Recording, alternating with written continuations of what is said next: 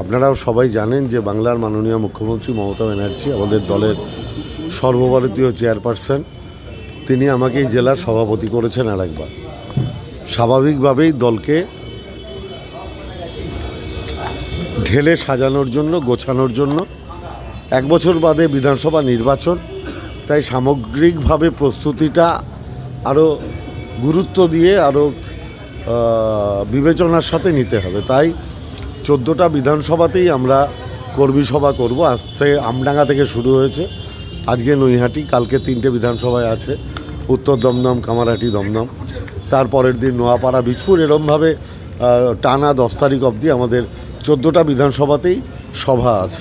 আমরা কর্মীদের সাথে কথাবার্তা বলছি, কর্মীদের কি করণীয়, কিভাবে মমতা ব্যানার্জির সমস্ত সরকারি প্রকল্পগুলির গুণাগুণ মানুষের কাছে পৌঁছে দেওয়া যায়, তাদের কর্ণগোচর করা যায় এবং মানুষের সাথে নিয়মিত ইন্ট্রোডাকশান করা, সেই সব নিয়েই কথাবার্তা হচ্ছে।